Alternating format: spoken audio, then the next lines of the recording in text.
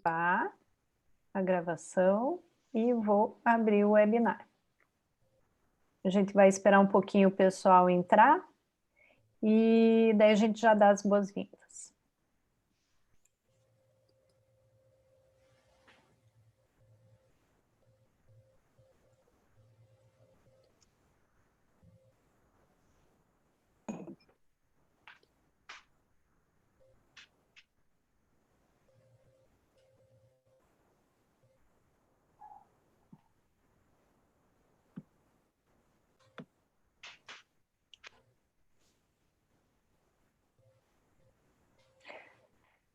Boa tarde a todos, bem-vindos ao webinar promovido pela HB-SMR. Hoje o tema que será discutido é rastreabilidade e a visão técnica pós-pandemia nos SEASs. Temos aqui vários especialistas e eu gostaria então de passar, sem mais delongas, a palavra ao Daniel Watanabe, que é consultor da HB e também responsável pela integração da cadeia produtiva. Boa tarde, Daniel. Boa tarde a todos. É um prazer aí tê-los, todos os participantes, os ilustres convidados aí nesse webinar. Eu vou fazer só uma breve apresentação sobre a HB, né, para quem não conhece. A HB ela é uma empresa fornecedora de, eu falo sempre solução, não falo caixas plásticas retornáveis, né? É uma solução para a cadeia, eu acho que sustentável, né? E que mais e mais se torna importante. A HB chegou ao Brasil em 2015, tá? É uma empresa de origem holandesa. Na Holanda, eles já trabalham, né, com esse conceito há 20 anos, tá? Então tem uma larga experiência nessa parte de caixas retornáveis.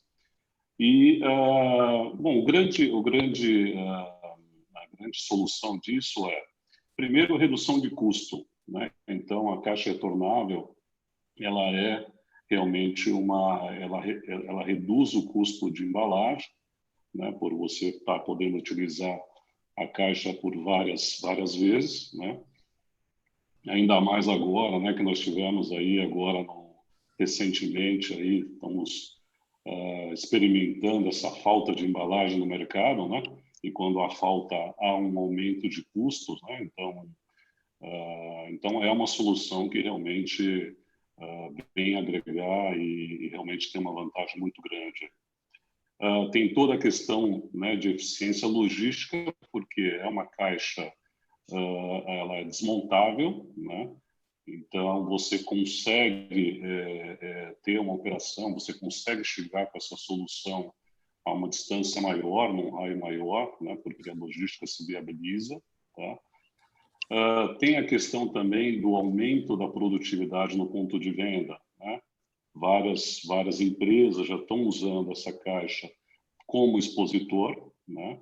Isso, consequentemente, ajuda também na redução da quebra, né? Porque a gente sempre fala que o hortifruti, quanto menos você manusear, quanto menos você tiver a batida, né, do campo até o ponto de venda, né, menor vai ser a quebra, melhor vai ser a qualidade do produto que você vai estar oferecendo para o consumidor final, né? A caixa, ela é uma caixa, para quem não conhece, a gente espera ter oportunidade de mostrá-la para vocês. É uma caixa assim ultra leve, né?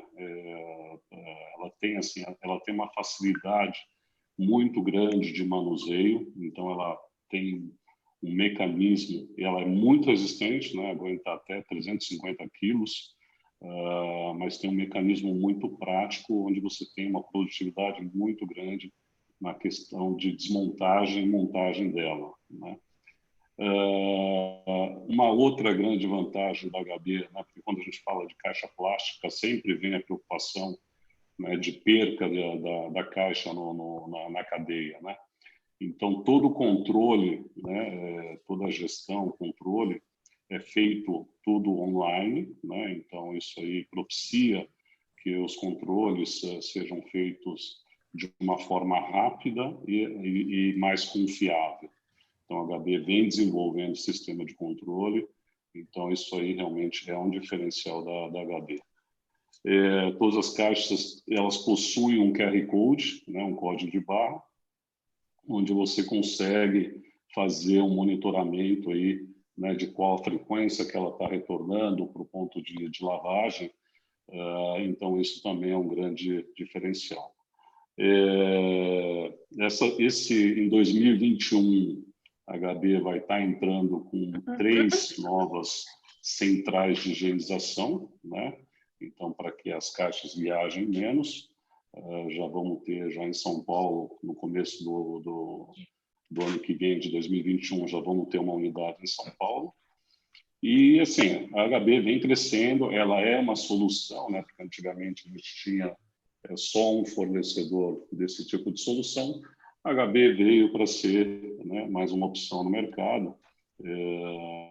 E, ultimamente, a gente tem conseguido aí o próprio grupo Dia, né? Ele já está adotando agora nossas caixas. Em Santa Catarina temos aí recentemente aí a entrada do COC na nossa operação e o Pague Menos aqui também no interior de São Paulo. Fora os outros que já são antigos, a gente tem Mufato, o Comper, então a gente está aumentando aí a nossa base de clientes. Bom, obrigado mais uma vez pela presença de vocês todos. Vou passar agora a palavra à Silvia, que vai fazer a apresentação dos nossos convidados. Muito obrigado. Obrigada, Daniel. Obrigada aos nossos participantes. Nesse momento que a gente vai contextualizar um pouco da importância da rastreabilidade na agricultura brasileira, esse formato de webinar hoje, nós vamos fazer um bate-papo. Então, nós temos aqui, ouso dizer, um grupo seletíssimo de pessoas, de técnicos que estão dispostos a conversar hoje com a gente. Então, nós vamos seguir uma dinâmica de falar um pouquinho sobre nós, falar um pouquinho da trajetória pela rastreabilidade, a ótica da rastreabilidade. E eu gostaria de então, pedir para os nossos convidados ilustres, Dr. Paulo, de Curitiba, doutora Rosana, do Rio de Janeiro, doutor Gabriel, do CEAGESP, e o doutor Ricardo, de Campinas, para que se apresentem, e se apresentem também diante do rascunho da rastreabilidade, né? Se apresentem enquanto agrônomos e também enquanto participantes ativos desse movimento que para mim, é até uma ideologia, porque para mim a rastreabilidade não basta no sentido de você fazer, você tem que estar incutido com isso, comprometido e colhendo os resultados. Então eu peço que vocês se apresentem para a gente iniciar o nosso bate-papo. Eu estava esquecendo, as perguntas devem ser enviadas no Q&A, que fica aqui embaixinho da fotinho da gente, tá bom? Muito obrigada. Boa tarde a todos.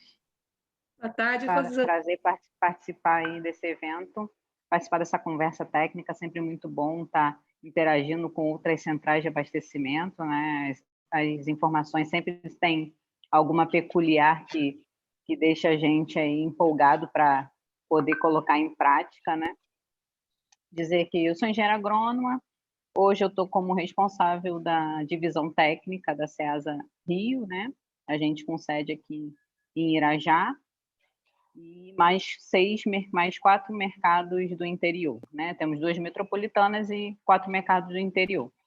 E aí a gente, no caso da divisão técnica, a gente trabalha toda essa questão de preço, comercialização, né? Questão de qualidade, agroqualidade, onde a rastreabilidade é assunto contínuo e constante.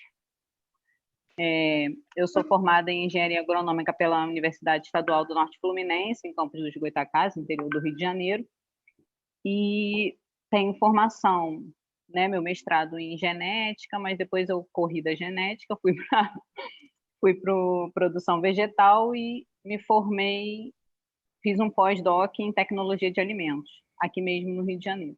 Então, a gente tenta unir e juntar determinadas informações para que a gente possa estar aí melhorando, né, sistematizando melhor o sistema e trabalhando num lugar no qual a cadeia, né, preconiza essa questão de rastreabilidade. A gente faz uma dinâmica no qual, se a gente é uma central de distribuição, você acaba conseguindo atingir um público maior, né? A gente consegue passar informações para um público maior da área e qual utiliza essa questão de embalagens, tanto, né, de plástico, de papelão. Hoje o Rio tem um problema grande com embalagem de madeira, o qual a gente quer muito que acabe, isso já é legislação, né? A gente tem a legislação aí da normativa 2 de 2018, do MAPA, junto com a Anvisa, então a gente está aqui para tentar melhorar e levar a informação ao público que utiliza esse tipo de questão aí, tá bom? Doutor Paulo? Então, eu sou o Paulo, atualmente estou como diretor agrocomercial da Ceasa do Paraná e, ao mesmo tempo, eu ocupo aqui a função de gerente da unidade de Curitiba, por algumas circunstâncias. Então, estou bem na parte ali prática. Já ocupei esse cargo 15 anos atrás, na época da IN9. Então, a gente trabalhou muito em cima da IN9. Aqui no Paraná foi feito um trabalho forte. Basicamente, era a questão da rotulagem, né? Não se falava em rastreabilidade. Mas conseguimos, na época, trazer o varejo junto. Foi um trabalho muito forte. Porém, na continuidade, não houve a fiscalização. E, infelizmente, o que a gente vê é assim, que se não houver fiscalização dos órgãos que têm o poder de fiscalizar, Inmetro, MAPA, Anvisa, a coisa não sai do lugar. Aqui, hoje, daqui a pouco vamos falar, mas ainda entendo assim, que essa parte da rastreabilidade ainda está muito pequena. Sou produtor rural também, né? Sou presidente do Sindicato Rural de São José, onde, daí, através dessa função, a gente tem procurado trabalhar muito com nossos agricultores as boas práticas agrícolas através do Senar. Então, incentivando que os nossos agricultores aprendam a fazer o caderno de campo, que é o primeiro passo da rastreabilidade. Sem isso, não vai haver rastreabilidade. Doutor Paulo, o senhor falou tem 3 CEASAs sobre a sua gestão, né? São 5 aqui no Paraná. Poxa, quais são eles? Então, nós temos a unidade de Curitiba, que representa 65% do negócio da Ceasa Paraná. Temos Londrina, que é a segunda maior, e daí temos também Foz do Iguaçu, Cascavel e Maringá, que são menores. Ok. Doutor Ricardo, pode se apresentar, por favor? Boa tarde a todos. Boa tarde. Meu nome é Ricardo Munhoz, como vocês veem aí, eu sou engenheiro agrônomo, sou formado pela Unesp, campus de Botucatu, e fiz mestrado aqui no Instituto Agronômico de Campinas, na área de recursos agroambientais. Em 2014, eu prestei concurso e ingressei na Ceasa Campinas como engenheiro agrônomo, né? E lá na Ceasa Campinas eu venho desempenhando a função de estabelecer a atividade do engenheiro agrônomo, né? Justamente porque desde que a Ceasa foi municipalizada, nós não tivemos um cargo concursado de engenheiro agrônomo, né? Tivemos alguns ingressos lá na atividade, mas nós não tínhamos histórico de trabalho, né? Então, eu vim para o abastecimento, né, no final de 2014, E, embora não seja tão novo, estou aprendendo muito com o abastecimento também e adaptando o meu conhecimento, porque os meus empregos anteriores à Ceasa Campinas eram na área de pesquisa e desenvolvimento e controle de qualidade, né? E eu trabalhei na indústria de fertilizante, trabalhei nessa área e eu desempenhava ações. E hoje, na verdade, a gente acaba levando esse nosso conhecimento e tentando adaptá-lo ao interesse da central de abastecimento, né? Então, lá na central, eu venho desempenhando algumas ações, a gente acabou de fundar, de criar e inaugurar um centro de qualidade, que é um laboratório, com a área agronômica envolvida ali, com os técnicos, né, de mercado também, que me auxiliam, me ajudam, são meus companheiros. Eu não tenho uma equipe formada ainda, né, mas espero que a gente desenvolva a nossa área e tenha essa equipe para a gente fazer mais lá dentro da Ceasa e trazer o permissionário para o interesse técnico, que é o nosso interesse lá dentro, né? E a rastreabilidade, obviamente, faz parte do nosso trabalho. Nós fizemos algumas ações lá na Ceasa e a gente vem acompanhando isso de perto, né? Muito obrigada. Doutor Gabriel Bittencourt. Ligar o microfone, né? Que eu sou mestre em falar com o microfone desligado. Bom, boa tarde para todo mundo. Eu agradeço a Silvia e a Gabi o convite. É uma honra encontrar com todo mundo aqui. O Ricardo eu conheci ano passado no evento na Unicamp. A Rosana ficamos amigos faz pouco tempo, mais ensinado. O Paulo não conhecia, prazer. Estamos estreitando. Não, sempre é bom conhecer quem está na mesma área. Bom, eu sou chefe do Centro de Qualidade da CEAGESP, que seria nosso centro muito parecido com a Rosana, do que o Ricardo faz, é nosso centro de pesquisa e desenvolvimento. E eu tô nesse centro desde janeiro, né? Quando pegamos a enchente, fevereiro, depois pegamos toda a sequência da pandemia, logo na sequência. Mas estamos indo. Então, sou engenheiro agrônomo também, formado na Exalc, USP de Piracicaba, com mestrado e doutorado pela Unesp, e com um MBA em gestão e economia e agronegócio pela FGV. Então, resumindo, sou eu, trabalho na CEAGESP desde 97, fiquei 4 anos fora da armazenagem de grãos e voltei porque eu gosto dos HFs, o hortifrutis, o FLV, ou frutas e hortaliças, cada um fala do jeito. Eu voltei para essa área em janeiro desse ano. Como é que você gosta de falar? Eu prefiro frutas e hortaliças, mas aí é uma discussão tão grande, né? Porque mas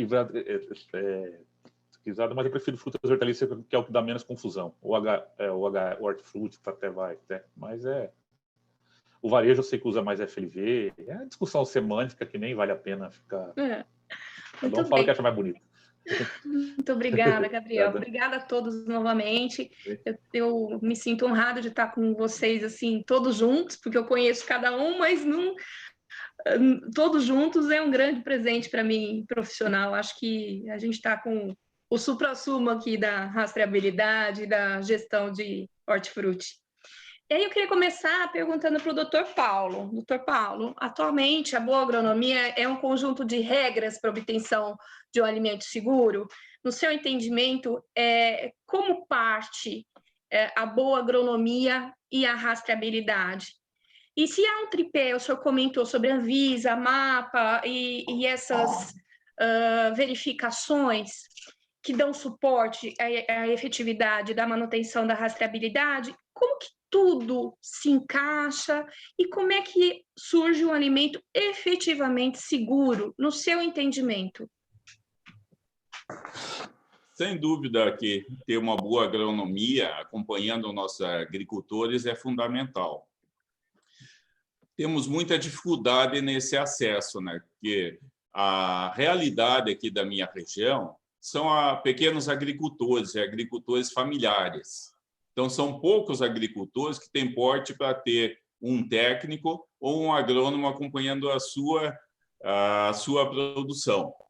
Então, a gente tenta, através de outras entidades, levar essas informações, que é fundamental. Se a gente não conseguir implantar a rastreabilidade, agora com toda essa questão da pandemia, né, onde precisamos cada vez mais ter um alimento seguro.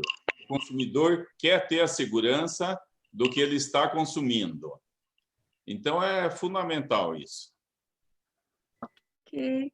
E como é que o senhor entende hoje as fiscalizações, doutor Paulo?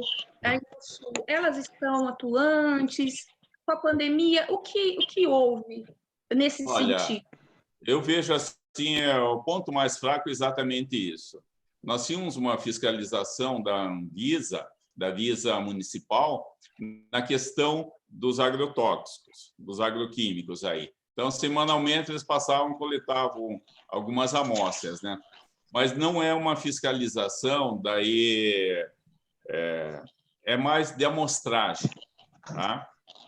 Tivemos, nesses 2 anos aí, 2 visitas do MAPA. Eles implantaram a rastreabilidade, iriam acompanhar, iriam fiscalizar. Vieram, deu gelo em todo mundo, houve aquela correria e parou nisso, né? Nunca mais apareceram. A Visa, com toda a questão da pandemia, hoje o foco dela está muito voltado para evitar os casos da Covid. Então, o foco deles está na fiscalização da forma como está gerindo a unidade e outras situações aí do município, procurando os focos da Covid para atuar em cima. Então, essa parte do hortifruti ficou bem de lado. Ok, obrigada. Doutora Rosana, vou lhe questionar um pouquinho sobre o caminho da rastreabilidade no SEASA. Será que tudo começa aonde? Né? A rastreabilidade começa aonde exatamente? E as inferências de preço e qualidade, é um caminho difícil com sucesso garantido?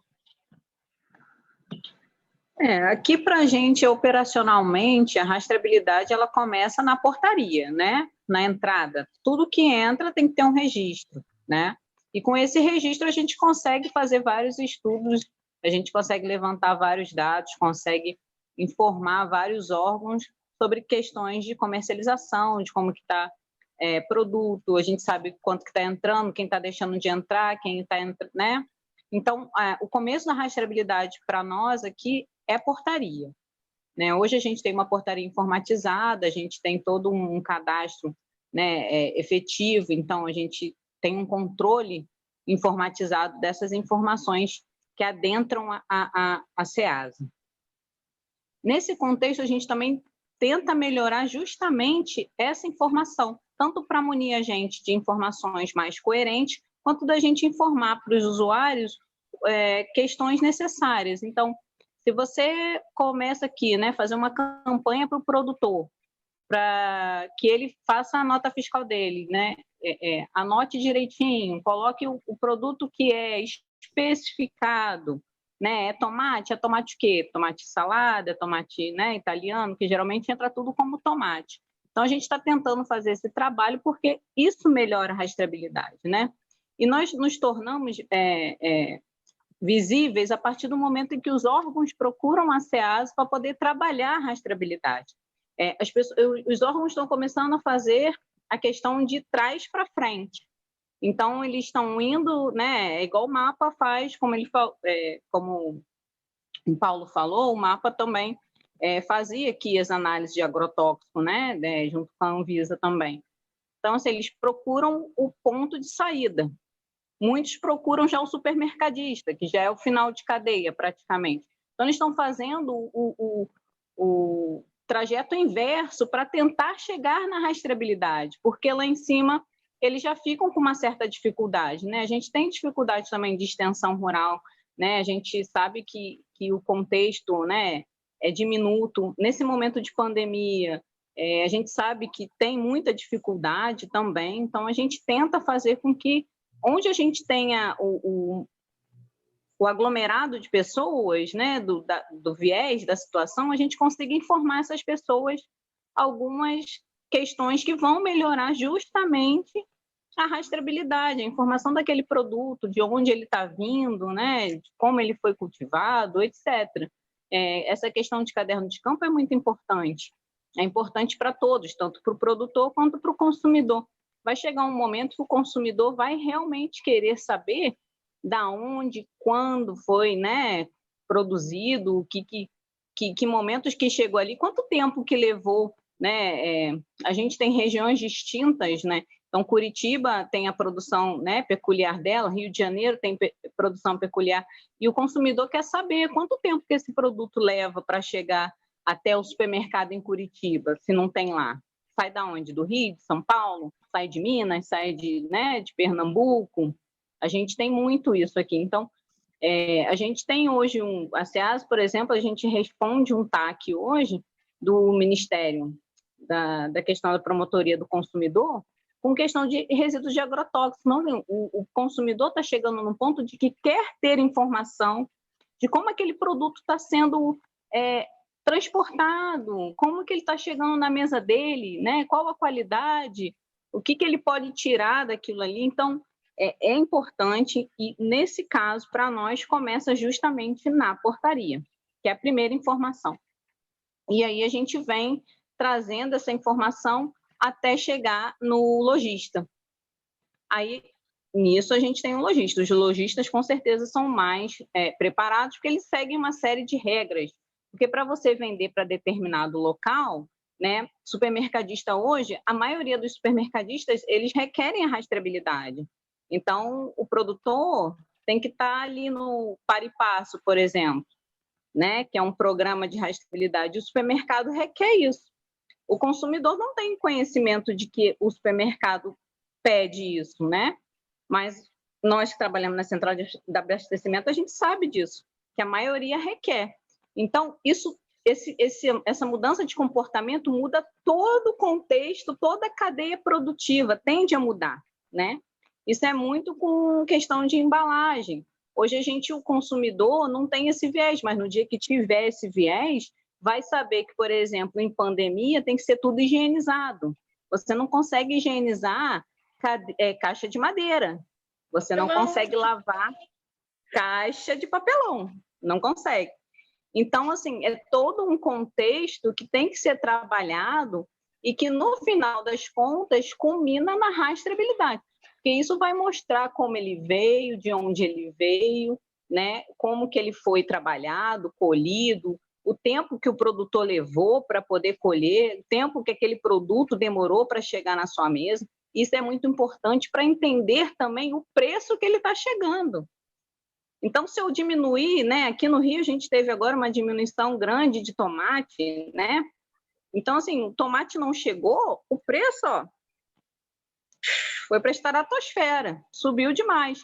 Então, o consumidor poder entender, nossa, o tomate está muito caro, mas por que está muito caro? O produtor está tendo problema com praga, né? E está tendo custo, e o custo é X, então o produto fica Y.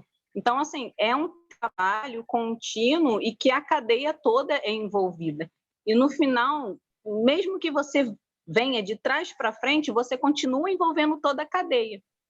E isso é muito importante. Então, tudo que você puder fazer para melhorar qualquer informação ligada à cadeia de abastecimento, à cadeia agrícola, né? A cadeia de informações, isso é tanto benéfico para o produtor que está vendendo, que está produzindo, que está tendo seus problemas e está tendo seus lucros, ou para o consumidor, para ele entender o que é que ele está levando para casa, o porquê do valor que ele está levando para casa e como que ele pode trabalhar com essas, né, mudanças de preço, de produto que tem, de produto que não tem.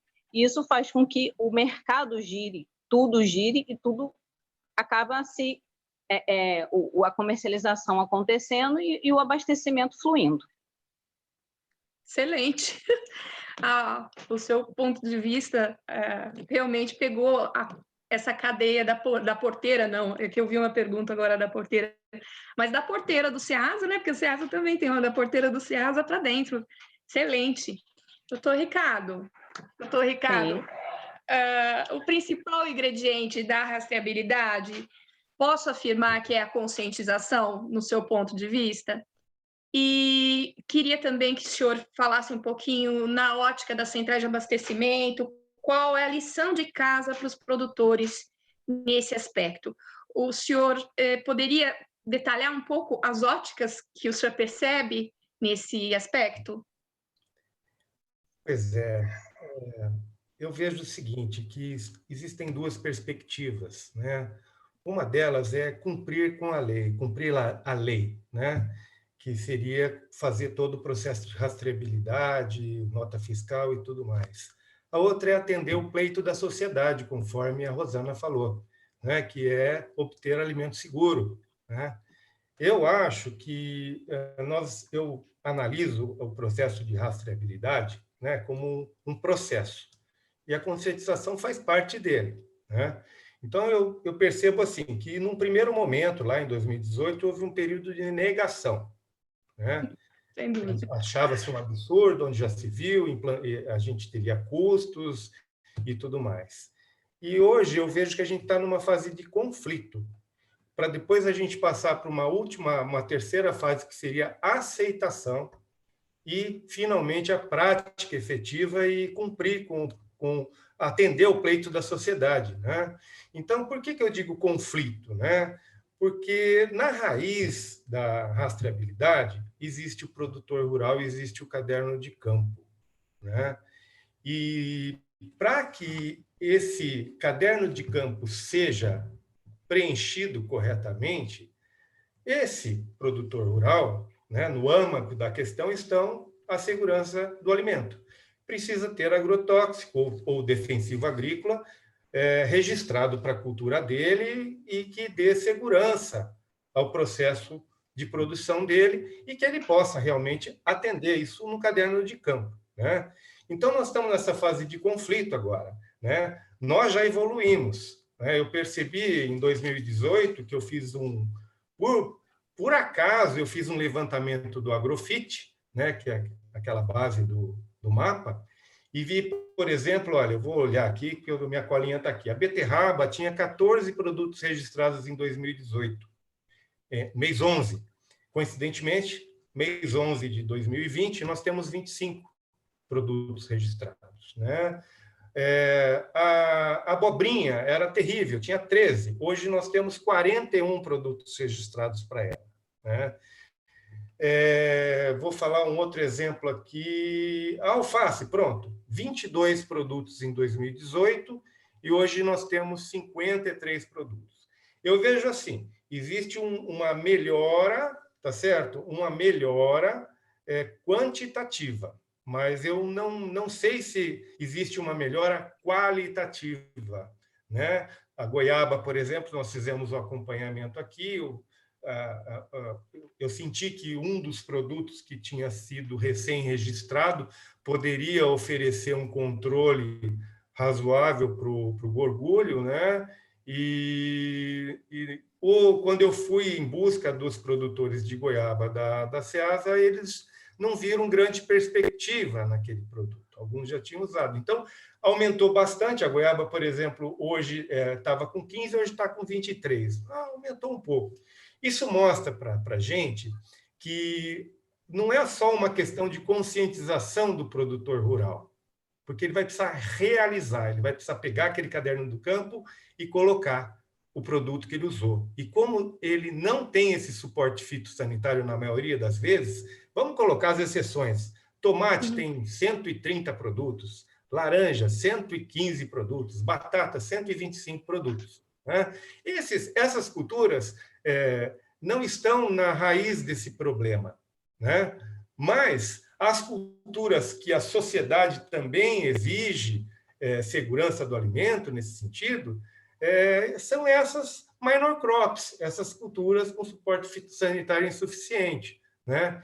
E, nesse caso, nós vemos que existe ainda essa fase de conflito, vai ter que ser cumprida para que a gente realmente tenha, lá na frente, rastreabilidade e alimento seguro, né? E, para isso, a gente precisa dos órgãos públicos, né, estarem atentos a isso e observarem, né, esse pacto. E, depois disso, obviamente, já vai haver aceitação e tudo mais.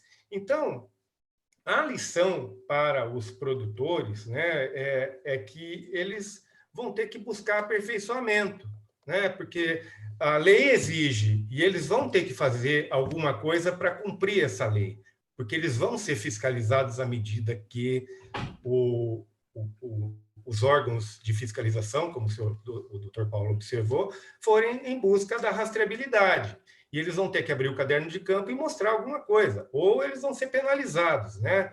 Então, eles vão ter que se adaptar a essa situação, né? Igual o cinto de segurança. Quando ele foi lançado, todo mundo se negava a usar. Teve gente que pintava uma faixa preta numa camiseta branca para enganar o policial, né? Fiscalização. A diferença é que a ferramenta já existia dentro do carro e a multa realmente era uma multa legítima. Ou seja, o que precisava ser feito era fazer o cidadão pegar aquele cinto, trançar no corpo dele e prender no outro lado, né? Então já existia a ferramenta. Em relação à rastreabilidade, é justo multar o pequeno produtor? É justo penalizar ele, que está alimentando a população, oferecendo alimento todo dia lá no campo? É óbvio que existem situações de desvio de conduta, né? Em alguns casos, como tomate, batata, em que tem uma oferta grande de defensivos agrícolas e, inadvertidamente, aquele produtor acaba usando coisas que não são necessárias e que ele teria o recurso, né? Então, a lição é essa, que o produtor rural vai ter que se adaptar, procurar outras alternativas, entender, sim, das boas práticas, para tentar, pelo menos, buscar esse cinto de segurança aí.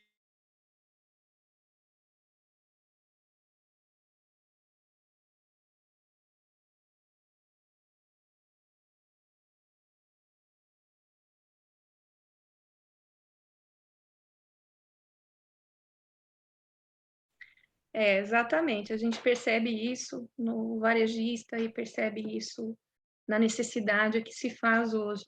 E perfeito, porque encaixou, tem muito a ver, né? São ceasas diversas realidades, longe um do outro, mas com o mesmo raciocínio, né? Com o mesmo modus operandi de vislumbrar a rastreabilidade.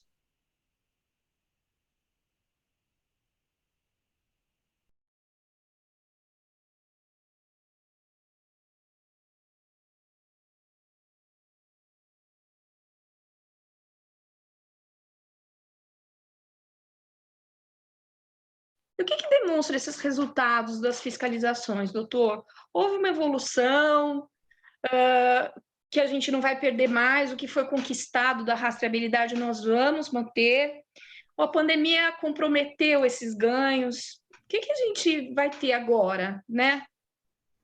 A necessidade e a obrigatoriedade. A rastreabilidade se encaixa no quê? No seu ponto de vista, na sua vivência? Gabriel, o áudio. É que eu sempre faço isso. Então, essas duas instruções vêm no encontro dessa questão da segurança do alimento, né? Aí sim eu tenho uma certa implicância, né? Segurança do alimento, não é segurança alimentar. Uhum.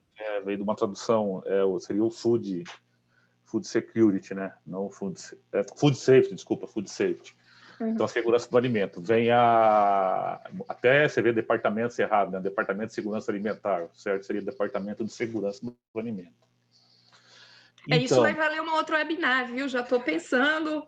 Acho que eu já vou convidá-lo. Isso é tradução errada, igual muita gente fala assim, eu produzo vegetais, né? Isso veio de uma tradução errada de vegetables, aí ficou isso aí. Foi brasileirado, doutor, foi brasileirado. Mas, então, não, isso veio ao encontro, essa instrução veio, esse negócio de agrotóxicos, com todos os levantamentos que a Anvisa fazia, depois a Abras começou com o Rama, né, e veio isso ao encontro. Bom, é importante a gente saber, se a GESP, usando a palavra da moda, é um hub, né, a gente convive com diversas cadeias de HFs, e elas são extremamente diferentes entre elas. Então, tem gente que já exporta, ou é muito avançado, está no nível de rastreabilidade acima do que exige a IN, porque por exportar para o seu produtor grande, que aí os exemplos são citros de São Paulo, maçã, Vale do São Francisco, o polo de melão lá do Mossoró do Ceará. Esse pessoal está certificado com várias certificações aí, ou internacionais, ou produção integrada, e estão muito bem, né? Tem um desafio imenso, como o Ricardo falou muito bem, o Paulo falou, dos pequenos produtores, e eles não... a coisa pode ter tem realmente um perigo de ser excludente, né?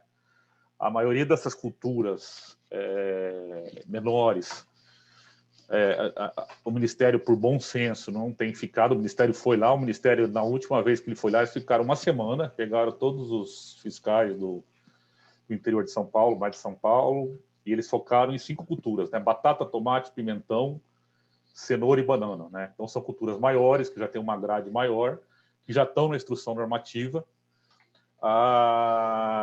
e a partir de agosto do ano que vem, eu não sei ainda o resultado dessas análises. O que a gente constatou, junto com o pessoal do Ministério, ainda tem essas culturas que já têm uma rastreabilidade muito boa. Muitas vezes ela se perde na Ceasa, né? Ela vem, o pessoal, na hora de passar para o varejo, perde. Tem gente com softwares, tem vários softwares, aplicativos muito bons de rastreabilidade, né? Usando Sto1, tem vários outros excelentes, mas muitas vezes o pessoal não sabe e está tendo uma confusão muito grande entre rastreabilidade. Por que é a rastreabilidade, né? É você ligar o lote de produtor que veio e ao caderno de campo desse produtor. E isso aí a gente constatou que ainda está muito incipiente, muito pouco. Então se confunde muito rotulagem com rastreabilidade. Aí o cara até comprou um software caro, pagou lá, tem um QR Code, aí a hora que você vai no QR Code, só dá a propriedade do cara, mas você não sabe que lote que foi, que dia que foi, que caderno de campo que está amarrado aquele lote. Então a gente tem um trabalho imenso pela frente, né? Porque a ferramenta é boa, mas o pessoal tem que saber usar. Então tem isso aí, né? Tem essa confusão muito grande de rastreabilidade com rotulagem. O pessoal acha que a rotulagem já era obrigatória, a IN9 é obrigatória, mas muita gente está achando que está rotulado, está resolvido. E pela instrução normativa número 2 não está resolvido. Então é um desafio imenso ligar o lote que está na Ceasa, que vai para o varejo, isso está ligado a um caderno de campo. É um desafio grande. Tem as culturas menores, que tem uma grade de agrotóxico ainda muito pequena, né? Essas culturas, a maior parte delas vão entrar em vigor em agosto do ano que vem. Aí no Paraná tem a Elisângela, né? A Elis, que está fazendo um trabalho muito bom via CNA. Né? Eu acompanho bem o trabalho dela, conseguiu aumentar muito, aquilo que o Ricardo falou. Esses dias um amigo meu pediu para ver um defensivo para varíola em uma mão. Você entrava há 2, 3 anos atrás, era 5, 6. Hoje o Dropbox desce um monte de defensivo. Então tem melhorado muito essa questão de registro. Mas para as culturas pequenininhas, né? Você tem produtor muito pequeno que tem a figura, vamos chamar, do atravessador. Nem um atravessador, porque é um cara essencial na cadeia. Seria um caminhoneiro, um cara que passa na linha e recolhe de vários produtores e leva para a Ceasa. Então, isso também é um desafio para você manter a rastreabilidade, né? Então, é isso, né? O Ministério, por enquanto, a gente observa, não é oficial, mas eles estão focando naquilo que está mais adiantado, que teria menos problema, né, por enquanto. Eu não sei como a Anvisa e as vigilâncias estaduais e municipais vão fiscalizar, que aí o Ricardo falou bem, o Paulo falou bem, tem um grande risco do processo ser excludente para o pequeno produtor, principalmente dessas culturas menores, a gente precisa pensar nisso. E então é isso, né? Ainda é um trabalho gigante pela frente. Então, separando do lado, tem cadeias que no campo está muito bom, tem cadeias que não está tão bom, com risco de ser excludente o processo.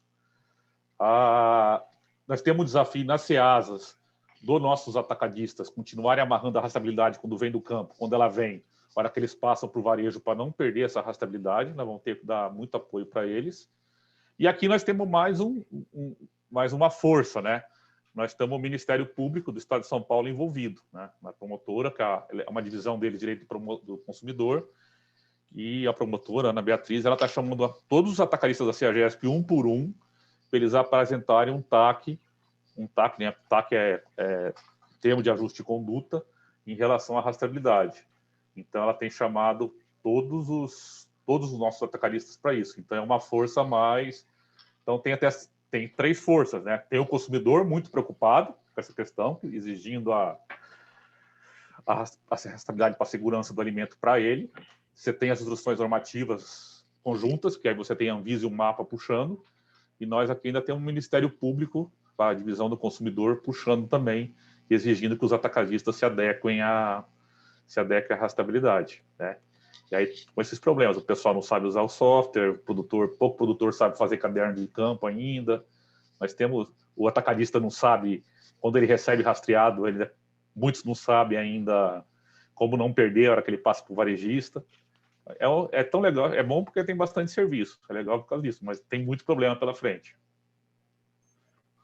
Poxa, é um desafio, então. É um desafio, né? É um desafio gigante.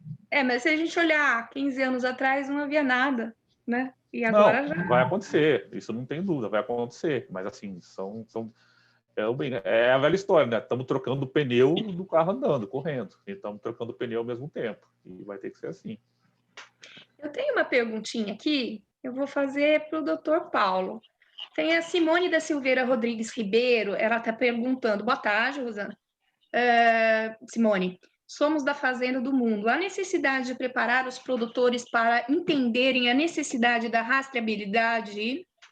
Também deve ser compreendida como agregadora de valor dos produtos que são comercializados nas Ceasas. O senhor poderia comentar sobre essa pergunta? Não, muitas vezes o pessoal fala em agregar valor no produto mais selecionado, mas isso na prática muitas vezes não ocorre. Ocorre muitas vezes uma melhor venda. Você vende primeiro aquele produto, mas nem sempre isso representa um valor maior. Para a gente preparar os produtores, nós temos um grande entrave. O acesso do nosso agricultor à própria internet. Nós temos muitas regiões aqui pertinho de Curitiba que não tem internet. Nós não temos acesso, muitas vezes, também ao próprio celular. Eu moro a 32 quilômetros na área rural, em São José. Eu não consigo fazer uma ligação de celular. Eu tenho que subir no morro para conseguir ligar. Graças a Deus, eu tenho uma internet que agora, inclusive, melhorou. Agora chegou a fibra ótica. Então, eu só trabalho no WhatsApp. Mas se eu precisar ligar para alguém, eu tenho que subir no morro lá, localizar a cidade para poder fazer uma ligação. Então, essa dificuldade de informação, de você trabalhar os nossos agricultores, além do que o agricultor da minha geração, que hoje já está meio saindo, a maioria do nosso agricultor aqui da região, eles têm até a 4ª série primária, naquelas multisseriadas. E daí, como é que você trabalha isso? Eu sempre fiz assim, sempre vendi, por que vou fazer diferente? E eu queria reforçar uma coisa que o Dr. Ricardo falou, que é a diferença entre rotulagem e rastreabilidade. Nós temos muita rotulagem, mas pouquíssima rastreabilidade. Sem dúvida. E o pequeno produtor, ele precisa tanto, né? Porque atender o grande produtor é mais ou menos fácil, porque ele já tem um colega, ele tem a tecnologia, ele se adequa, mas o pequeno para chegar, o pequeno... a gente precisa muito disso, né? Acho que o produtor maior, Silvia, desculpa. O produtor maior, ele atende a rede varejista. Daí a rede varejista obriga ele a fazer. Uhum. O pequeno produtor, ele vem comercializar aqui conosco na Ceasa. E daí ele vai vender para o feirante, para o pequeno comerciante, para varejistas de fora, que não vão solicitar para ele isso. Hoje, quem obriga é o supermercado, a rede varejista. E outra coisa que o Ricardo falou, que é uma realidade, vem muita mercadoria de outros lugares. Daí chega para o nosso atacadista e ali ele é rotulado. E nem sempre é ligado com o produtor, portanto, não é rastreável. Eu não vou saber.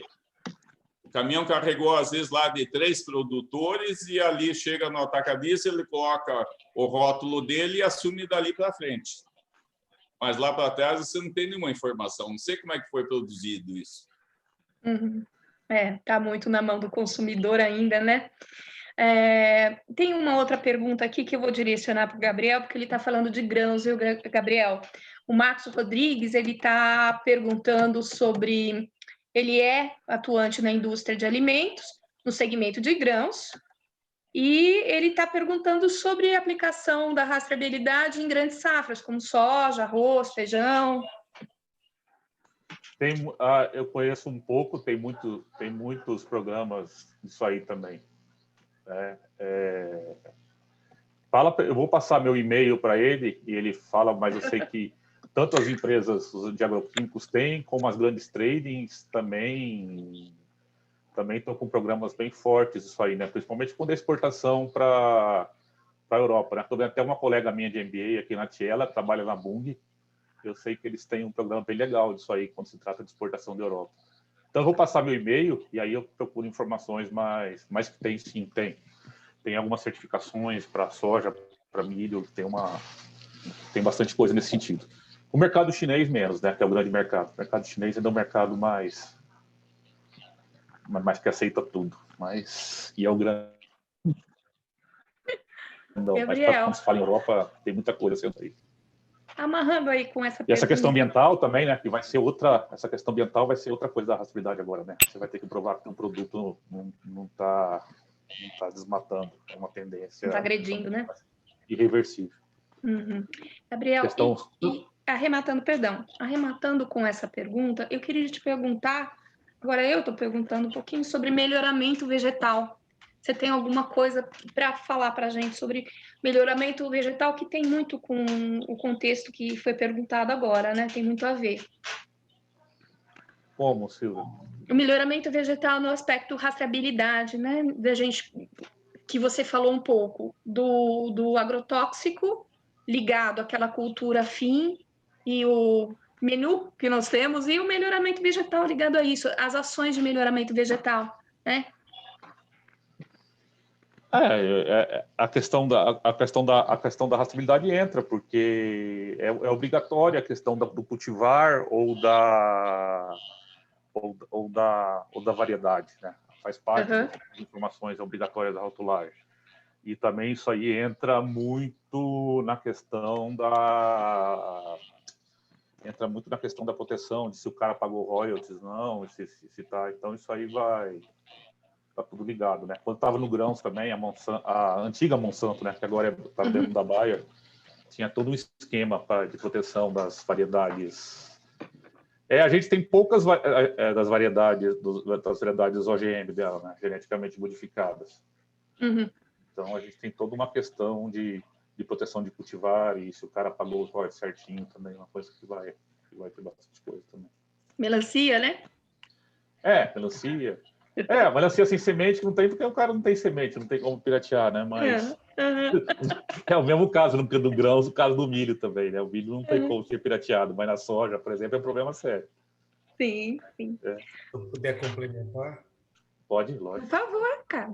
Porque eu elenquei algumas coisas importantes do melhoramento vegetal, não pensando na rastreabilidade propriamente dita, né, Gabriel?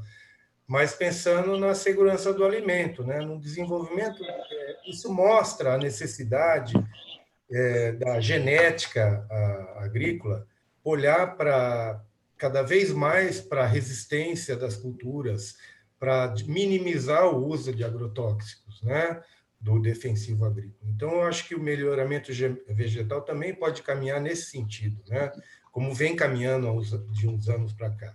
Aumentar a resistência das culturas às pragas e às doenças e não necessariamente, né, usando o geneticamente modificado, mas com a boa genética que a doutora Rosana deve conhecer bem.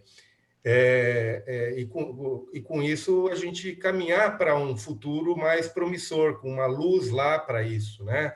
Se esse produtor não conseguir, por exemplo, ir para a agricultura orgânica, que ele tenha seu acesso a variedades cada vez mais resistentes. Talvez, se a gente conseguir uma vacina em 1 ano, quem sabe a gente não conseguiria culturas mais resistentes nesse setor de HF, né? Cada vez mais. Eu só queria dar esse complemento, Gabriel. Obrigado. Na questão de OGM, né, teria algumas coisas que seriam relativamente simples, né, como resistência à virose, no caso do mamão e do maracujá. Mas o custo nosso na CNTB é muito alto, então ele acaba sendo inviabiliza OGMs para essas pequenas culturas também, né, mais que agrotóxico ainda. Semana mesmo teve agora um sucesso danado, caro, né? A Del Monte lançou para exportação um abacaxi transgênico, né? Eles colocaram um gene de citros, então é um abacaxi com a polpa cor-de-rosa e está fazendo sucesso danado. Mas acho que aqui, por exemplo, a gente não conseguiria cultivar um abacaxi desse tipo por causa da burocracia de aprovação do produto. Excelente. Agora, a doutora Rosana está muito quietinha. Essa pergunta, então, vai para a senhora. As centrais de abastecimento deveriam atuar como certificadoras? É difícil essa, hein? Olha a pergunta do Lélio Rodrigues. As centrais de abastecimento deveriam atuar como certificadoras de boas práticas na produção e distribuição de hortifruti grangeiros?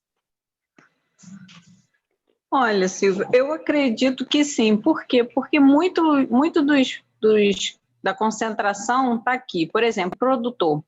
Muitas vezes o produtor ele tem informação também da central de abastecimento. É um lugar que ele fica aqui bastante tempo, né? Vamos dizer, o tempo da comercialização. Então, assim, se ele tivesse um local em que ele já viesse, porque a grande dificuldade do produtor, primeiro, é deslocamento, né? Logística. E pequeno produtor é bem maior a dificuldade em questão de logística. Então, por isso acontece até essas questões de junção de produção, porque nem todo produtor tem condição de descer, pequeno produtor não tem condição de ir até uma central de abastecimento ou local de comercialização. Então, eles se unem, né? Um compra, né? Ou compra a remata, né? De outros do entorno para poder trazer para a central de abastecimento. Então, se você tiver um local em que ele possa também trabalhar a questão de certificação do seu produto ou pegar uma informação técnica que vá, como diz o Paulo, não agregar valor, mas facilitar a venda, né? Porque hoje, se você parar para pensar em agregação de valor, nem tudo tem agregação de valor. Não adianta você deixar de vender o produto em caixa né, de madeira. Esse é o grande desafio. Você dizer para o produtor por que eu tenho que deixar a caixa de madeira, que é mais barata, para poder eu vender na caixa plástica, se eu não vou ter agregação de valor nesse produto. Porque o supermercadista ele não vai pagar muito mais do que o pequeno lojista vai pagar na pedra, por exemplo, né, no pavilhão do produtor. Então, você tem que mostrar para ele, olha, se você tiver uma certificação de que seu produto é isento de agrotóxico, você vai chegar numa agregação de valor, talvez, né? Não estou falando isso com certeza, mas talvez de um trabalho de que hoje o orgânico tem. Claro que tem outras coisas envolvidas no produto orgânico, mas o consumidor vai associar a questão do não ter agrotóxico com o orgânico. Uhum. E você vai pagar mais para aquele produto, né? Então, assim, você tendo um local, né, que certifique ou que faça, né, trabalhos voltados para o alimento, que o produtor já vai ter que trazer para a central de abastecimento, ele só tem um lugar para ir, é para cá, para a central de abastecimento. Ele comercializa aqui. Mas, olha, o senhor vai certificar seu produto lá, não sei, não vai. Ele não vai. Ele quase não tem nem condição de descer para o rio, né? Então, muitos do entorno aqui, eles se unem para poder trazer isso. A pandemia mostrou muito isso também. Já existia isso, né? Que a gente costuma reclamar um pouco do atravessador, né? Um pouco não, bastante. Mas alguns atravessadores é um mal necessário, porque é aquele que consegue trazer o produto para o local de venda. Se não tiver ele, o produto não vem. Então, você tem que mostrar para o produtor, né, que há possibilidades, primeiro, se organizar. O produtor precisa precisa perder o medo de se organizar. Muitos dos produtores têm medo de organização, não por questões de custo. Eles não têm, a gente não tem, de repente, a informação de que determinados custos, né, são até para benefício deles. Aqui no Rio a gente tem muito disso.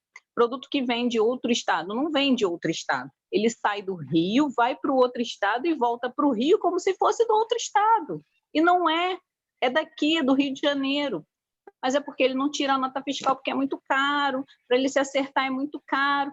E a gente tem que chegar para dizer para ele, olha, a nota fiscal depois, isso é revertido. Acho que o governo, seja ele federal, estadual ou municipal, tem que apoiar muito na questão de informação e, de repente, até de proporcionar determinadas condições para o produtor da sua região. Esse dinheiro volta para o município, esse dinheiro volta para o local. Se você tiver produtores que registrem seu produto no município, que tenham nota fiscal, que aí ele começa a trabalhar a rastreabilidade, começa a trabalhar com a qualidade do produto dele, ele vai chegar a um nível de que o produto dele vai ser reconhecido em outros estados, porque vai conseguir chegar lá, de alguma forma. Então, assim, tudo que é benéfico de informação, de certificação de trabalho com o alimento e com a pessoa que produz o alimento, que traz o alimento, né, para determinado local de venda, de comercialização, e que isso vai ser revertido ao consumidor, é sempre benéfico. Obrigada. Eu até pedi para falar um pouquinho de pequenos produtores, você já completou tudo. Eu tenho aqui um comentário da doutora Maria Flávia Tavares, que é do agronegócio lá do Sul, uma figura muito importante do agronegócio. Ela diz o seguinte comentário e faz uma pergunta depois. Parabéns a todos os palestrantes, o tema é muito atual, importante para o agronegócio e para a economia como um todo. Eu gostaria... Espera aí que eu perdi aqui. Eu gostaria de saber como... Não estou conseguindo ler. Está sendo a utilização... Peraí, gente. Vou pedir para me passar o finalzinho dessa pergunta de novo, porque eu não consegui ler, da Maria Flávia, tá, pessoal? Ou, se vocês quiserem da Smart ler, pode ler a pergunta também, tá? Eu não estou conseguindo ler. O Lélio, novamente, o Lélio Rodrigues, a central de abastecimento... Não, já fiz essa pergunta, desculpe, me perdi aqui nas questões. Acho que nós respondemos, peço se eu deixei nesse instante de ler alguma pergunta, me desculpe, que está entrando também bastante texto, mas, enfim. Quem poderia falar, ou gostaria de falar, do assunto desperdício? Desperdício.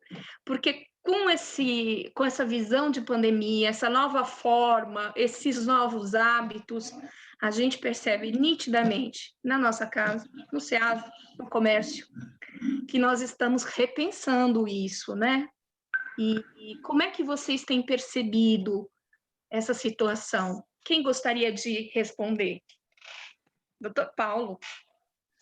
Aqui no nosso SEASA, nós temos um trabalho muito forte, como acredito que tem também em outros SEASAs, do banco de alimentos. Então, é um trabalho, inclusive nessa questão aí da pandemia, aumentou muito o trabalho do nosso banco de alimentos. Nós conseguimos fazer também um trabalho junto ao DEPEN, onde nós temos apenados que usam a tornozeleira e não conseguem outro emprego, eles estão trabalhando conosco aqui dentro da SEASA. Então, nós temos o ecoponto, onde o atacadista vai fazer o descarte daquele produto que já não está em condição de comercializar, já perdeu um pouco a aparência. E ali, antes de ser descartado, é feita uma seleção e vem tudo para o nosso banco de alimentos. Nós conseguimos reduzir praticamente para metade o que vai Nós temos um trabalho aqui com a CS Bio, que faz a etapa final do orgânico limpo. Com isso, nós temos atendido aqui em torno de 80 mil pessoas por mês, além de 250 famílias do entorno da nossa unidade. Isso aí foi muito importante nesse momento da pandemia. Nós tivemos algumas comunidades, por exemplo, de recicladores, que catam na rua para reciclar. E eles tiveram uma situação terrível, que eles não tinham como reciclar, porque não estava tendo descarte. Então, em diversos momentos, fomos acionados através de pedido de socorro mesmo. Daí mandamos caminhão carregado de gêneros para essa população. Acredito que isso foi fundamental também para ajudar muito a questão de saques, que muita gente perdeu o emprego, ficou numa situação terrível. Nunca fomos tão buscados por pessoas passando fome. E com isso se reduziu em muito. A gente tem os dados ali. A nossa comercialização esse ano está com 2.000 toneladas a mais que o ano passado. Ao mesmo tempo, o nosso resíduo caiu de forma drástica e tivemos um aumento grande nas pessoas atendidas. É uma visão triste, né? Mas é uma realidade, um divisor de águas que faz com que cada um repense a utilização das coisas, dos alimentos, né? Que bonito isso. Você sentiu isso também no seu SEASA, Ricardo? O fone, Ricardo. Microfone. Em relação ao desperdício durante a pandemia, sim, nós tivemos, inclusive, a ação do próprio Exército na SEASA Campinas, auxiliando o ISA. Nós temos lá o Banco de Alimentos, mas nós temos também o Instituto, né, de Solidariedade em Segurança Alimentar, e que é uma ONG dos próprios permissionários que capta a doação do produto não comercializável, mas ainda em condições de ser consumido. E durante os primeiros meses da pandemia, e até recentemente, o Exército nos auxiliou lá na logística interna. Foi muito importante esse trabalho, porque, como são perdas, né? O desperdício, eu digo que é aquela doação, o não voluntarismo da doação, né? E quando o permissionário doa aquele alimento, ele está doando uma perda pós-colheita, né? E para isso precisa de uma logística para auxiliar, e aumentou bastante esse trabalho lá, né? Isso aconteceu também lá, conforme o Dr. Paulo falou.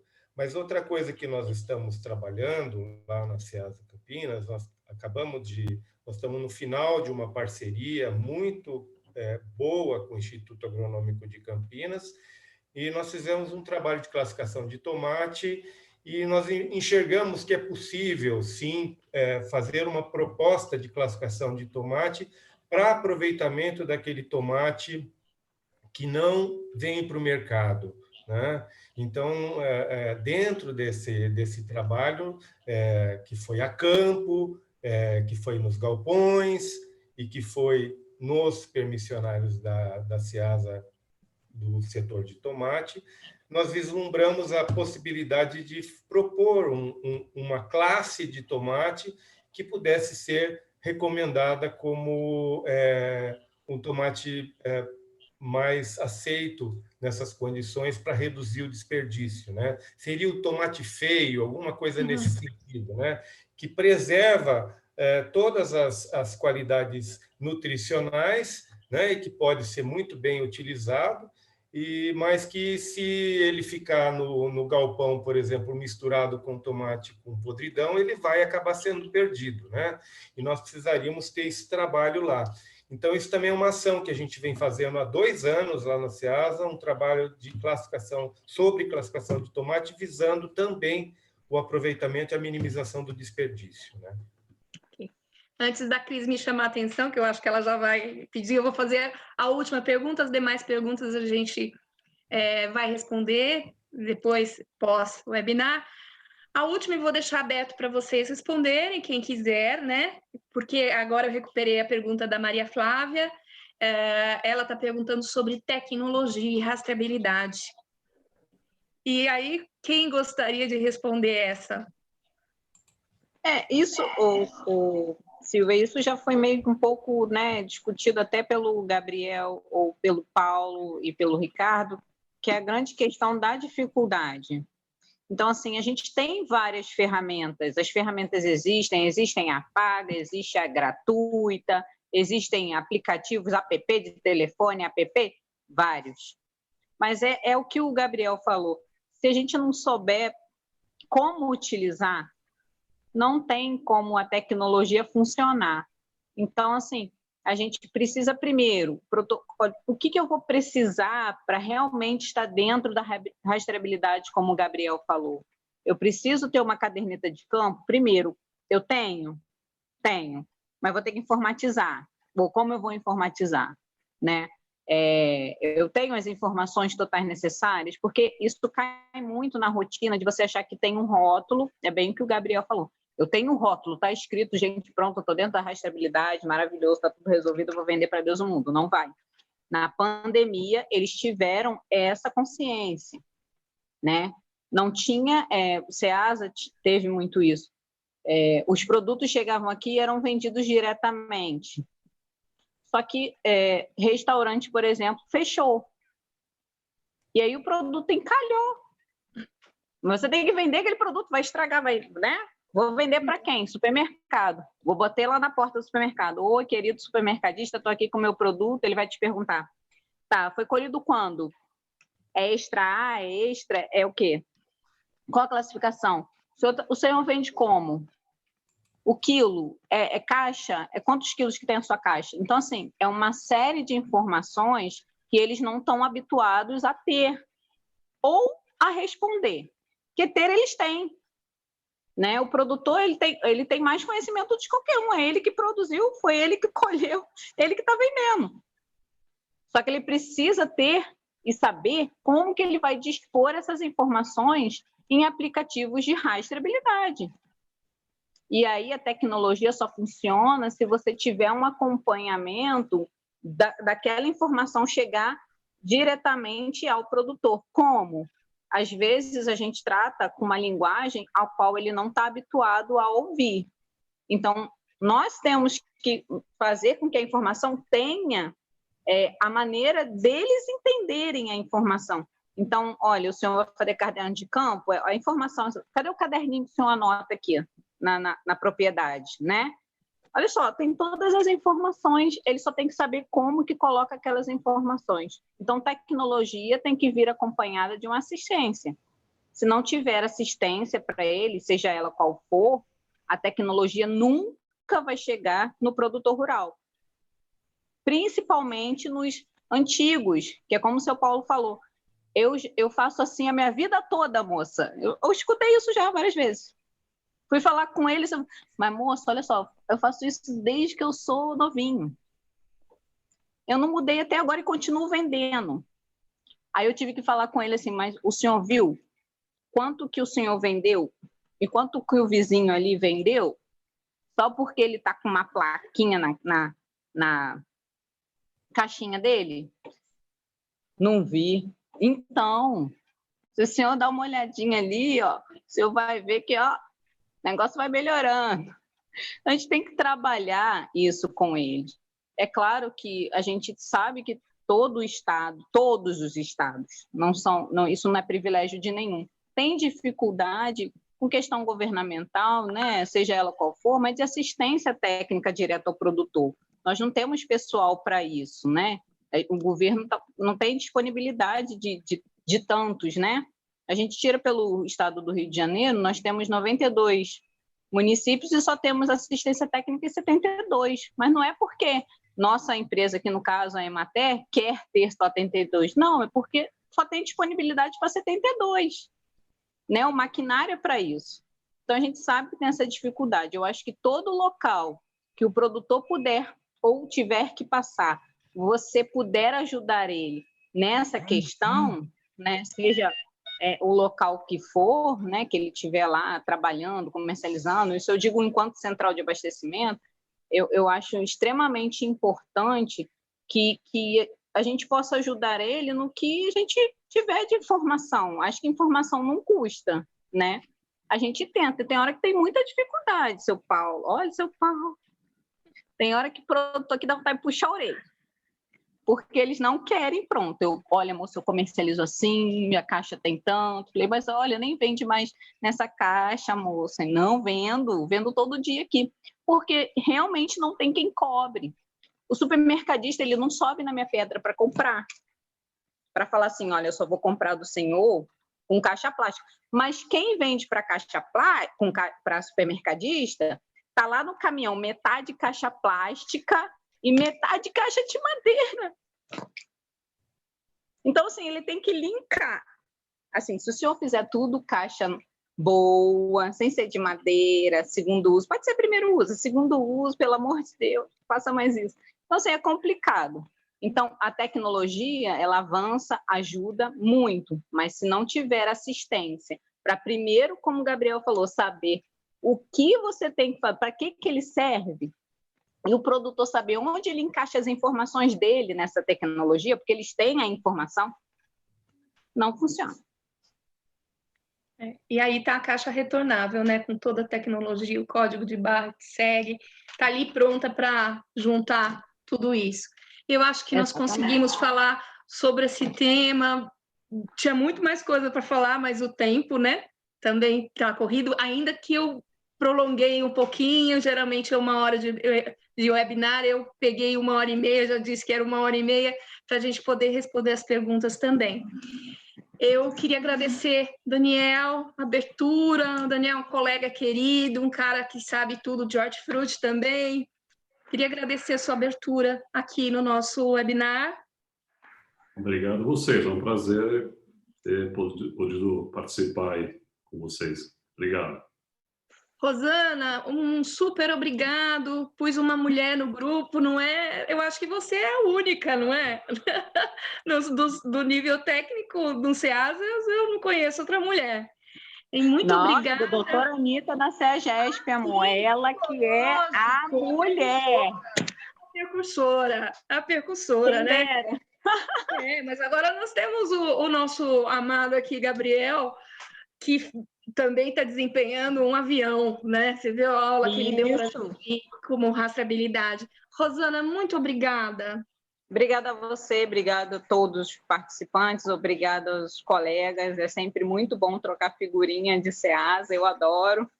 Estou disposta aqui, disponível para quem quiser conversar e fazer os questionamentos aí que forem necessários. Sempre estão aqui. Obrigada. Doutor Paulo, insistir para o senhor, né? Não posso, não, por favor. Eu sei que o senhor fez muito de coração, que está muito corrido aí. Lhe agradeço de coração mesmo.